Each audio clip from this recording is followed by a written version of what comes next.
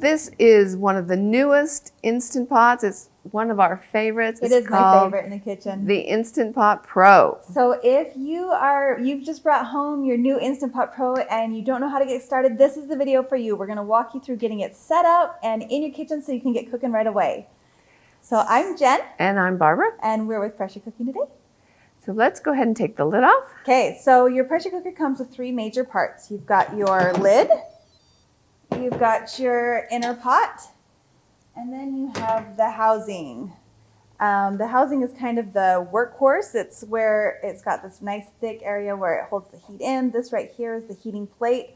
This little thing is like a sensor that senses when the pot's in place. So one of the things you never want to do, you have to have your inner pot in place. You cannot cook in the housing. Don't add water to the housing because it will just come out the bottom, it'll be a mess and you'll be sad. So we like to just put a little wooden spoon on top. That is just a visual reminder, like I know you're in a hurry, but don't add water. And you think, oh, I'd never do that, but people do it. Yeah, it's no good. So one of the nice things about this Pro is it has the handles. So these stay cool handles, yep. And they fit right into the little notches in the Pro. Yep, and unlike other Instant Pot models, the Instant Pot Pro with the handles, flat bottom pot, and you can use it on the stovetop. So you just pop it right in, it fits right in place.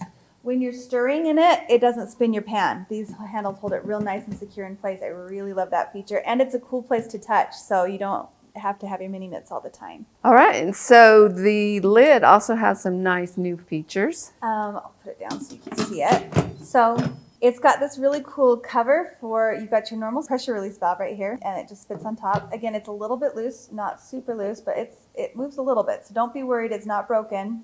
That's just what it does. But this little cover just slips right on top, and it keeps the steam, instead of coming out in a big jet, it kind of softens it, so it just kind of comes up in little puffy clouds. I love it.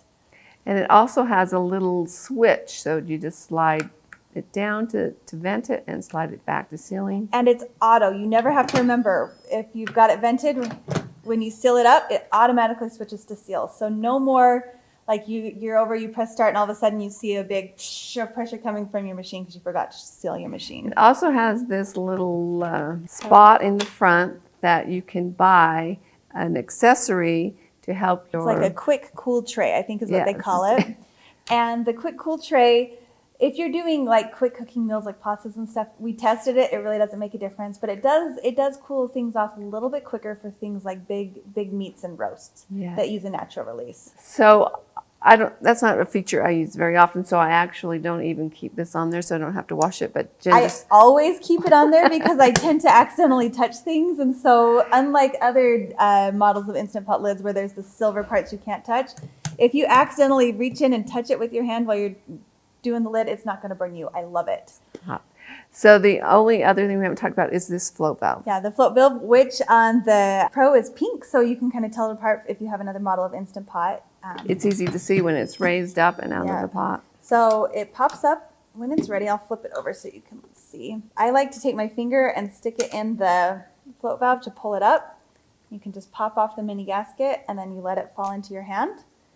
This is what your float valve looks like. This is essential. If you lose this piece, your pressure cooker will not work. So when we wash it, I kind of keep it in my hand at all times. And then I immediately, once it's clean, I just put it right back in place. And then you just pop that mini gasket. Nope, you don't. You pop it right on top. Go. Just pop it right on top. The other thing here is you've got this anti-block shield. This prevents, like if you're cooking foaming foods like applesauces or pastas or... Yeah, it helps to keep it out of the steam release valve. It's a little bit tricky to pull off at first. It can be a little tight. You can use a little butter knife or like a little chair stopper to pull it off. It just comes off. You want to wash that as well. And then it just pops right back on. And then the silicone gasket. Yeah, our Instant Pot will not work without a silicone gasket. The Pro comes with two. You've got a red one and a clear one. I like to use them to distinguish between which one's for meats and which one's for sweets. Meats, especially things with like chili powders or rice vinegar. Onions. Yeah. They kind of keep a smell to them. And we've tried so many methods of like getting rid of the smell, whether it's baking it in a cool oven or leaving it in the sun or baking soda, lemons, dishwasher. A lot of people like to dishwash it, but I just like to have it air out. I haven't found anything that completely gets rid of the smell. So when you take the sealing ring, you just kind of flop it into place over the silver thing, and then you use your finger, just kind of tuck it under. Just walk your fingers around the edge until it is seated in place. If you don't have it completely seated, then you'll get some steam coming out the sides of the pan. Right here, how it's a little bit out, right there. The steam will come out there, and it won't seal up. So you gotta. It's a lot easier to do. It's easier if you're just holding it like that and just walk it around. It wants to be a little tough right there for some reason. There we go. And on the back side, there's one too. It's trickier doing it for display purposes than just when you're doing it in your own kitchen. Nice and tight. Okay, yeah, that looks good. So make sure your sealing ring's all in place. That is the basics. Get it all set up. So once you've got your gasket in place and your inner pot in there, you're ready to get started. So we wanted to talk about the buttons. Yes. So the Pro comes with some buttons down the side, and then it also comes with like a dial that you can use to customize even more. There are a lot of preset functions on the Pro, and it's kind of easy for beginning cooks to get overwhelmed by it. But we've got good news for you. There's really only 2 buttons you need to know about, and they're on the outside. You don't have to worry about anything else. They are the sauté button and the pressure cook button. All of the other presets, all of the other functions just run a preset cook time. They do not tell you if the food you're cooking in your pot is actually done. Right, so on the Pro, it has different levels for the sauté button. Yes. So it can go from level 1 to level 5. So if you wanted to sauté meat, you'd want to use level 5. I almost always just put it on 4 and never change it. But Mom likes to customize the things. So she sautés her meat at 5 and your onions at 3. Yeah, and then if I'm simmering the sauce, I'll just turn it down to 1. Yep. You should cook like Mom. She's good. I'm quick. So the way you do it is you push the sauté button, and then you have some options, and you need to use the dial to spin and toggle between the two. And then the Pro has a start button. So if you get everything all set up and you get it all toggled and you forget to push the start button, it's not going to turn on. And sometimes that can be a little tricky to get used to, but after a few times of using it, it'll be part of your routine. Right. So with the dial, it's turn and press to select, turn and press, and then you just have to watch and see which one is flashing. With the sauté function, you need to cook with the lid off. It works just like a pot on the stove. You don't want to have it covered or it'll start steaming. Especially if I'm sautéing meat, I want to make sure it says hot, that it'll actually turn and say hot on the display when it's ready for you to go ahead and add your ingredients. So, and then once it says hot, I'll add my oil, like my canola oil or my olive oil. For butter, I usually add it a little bit early. All right, so before you press your pressure cook button, there's a couple things you always want to get in the habit of doing. You want to check to make sure that your pot's in place. You want to check to make sure that you have a liquid in your pot. For a 6-quart pressure cooker, generally the right amount is 1 cup. If you're cooking chicken or berries. Something that releases liquid vegetables as it cooks, you can get away with a little bit less, but be sure you're following a trusted recipe and use at least 1 cup of thin liquid, so it needs to be like a chicken broth or an apple juice or water. So we've got our water right here. We'll just pour it right on in. So we've got our pot, we've got our water, and we've checked to make sure the sealing ring is down. So then if the lid has this big lip on the outside that matches up with this notch over here. And then in the front, it has a little bumpy line. Little arrows you can line up. So you just kind of make sure it's on like that. Come on, doing it backwards. And then twist it into place and it'll lock into place. So you press the pressure cook button, and do you see how that custom light is flashing? You'll want to press in the dial, and then see it says pressure high. Yes, you want to cook at high pressure, so press it again. And then you spin the dial to select your custom cook time. And then once you selected your cook time, you can press it. This one is a reminder, if you are doing a natural release for a certain amount of time, you can turn it from 10 minutes to 5 minutes or off. Since we're just going to do a quick release, we'll turn it off. And then again, make sure you hit that start button. It will turn to on, and you can see that the dial starts flashing in the preheating section. So I really like this preheating feature where it kind of gives you an idea of how much longer before it comes to pressure, especially if you're cooking like a soup and there's a lot of liquid in the pot, or if it's cold ingredients, it'll take longer to come to pressure. So if you have a big pot of soup with cold ingredients, it can take up to 20 minutes to come to pressure. So what's really nice about this model is it shows you how close it is to actually getting to pressure. And I really do like that feature. Once it gets to pressure, this little float valve is going to rise, but it won't immediately start the cook time once the float valve rises. It needs to reach the proper internal pressure before the cook time begins. So don't worry if the float valve comes up and there's a little bit of a delay between when it starts the cook time. So the time will show up and then the graph will let you know where it is in the cook time. And then it'll switch to the keep warm setting. Yeah. All right, so you can see it's at pressure. You've got the cook time on the display, and the cook time little bars are letting you know how far into the cook time process we are. The float valve has risen. You can see there's a little bit of steam coming out the top.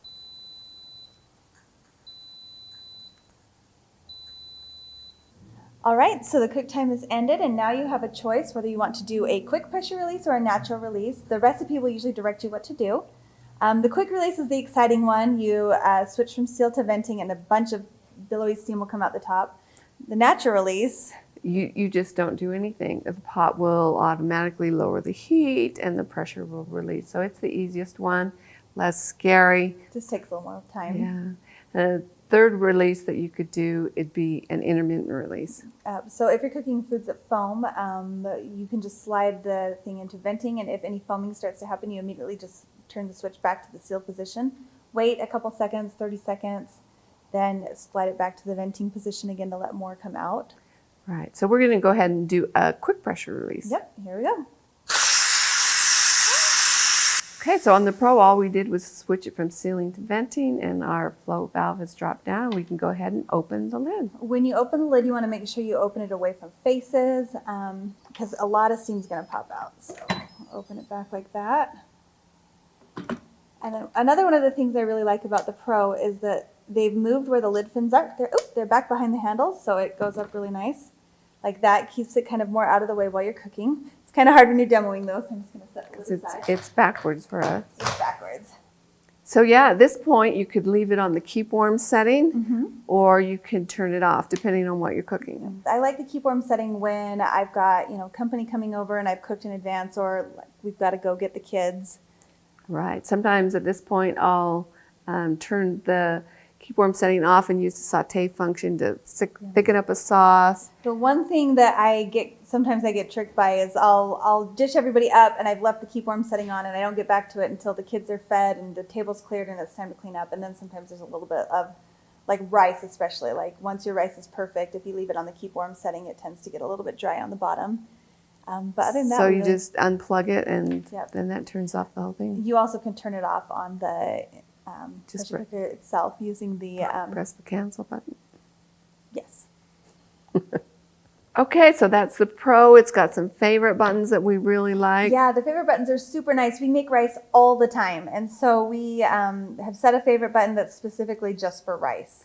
Yeah, I've got my favorite #1 button at 3, then the next one's at 5, and then 30 minutes, 60 minutes, and 90 minutes. So I just go off that. I love that. No, we've got specific recipes in mind. The Pro really is my go-to pressure cooker in my kitchen. I really love it. It is, the extra features are so nice. It's sort of the top end of the Instant Pot line, and we love it. Yep. So if this video was helpful to you, we would love to have you like and subscribe to our channel. And we've got a ton of information on our website for beginning cooks. We've got an ebook. If you subscribe to our email list, we'll send you a recipe a week, and we'll also send you an ebook that covers basically everything we did here, but in a little bit more detail, so you have it written out. Have a beginner's course? Yes, a couple times a year we teach a live course for beginners, so we'll put a link in the description of that below. And we've got tons of beginner recipes, beginner roundups, tons of stuff for you guys. So just sure, and like and subscribe. And thanks so much for joining us.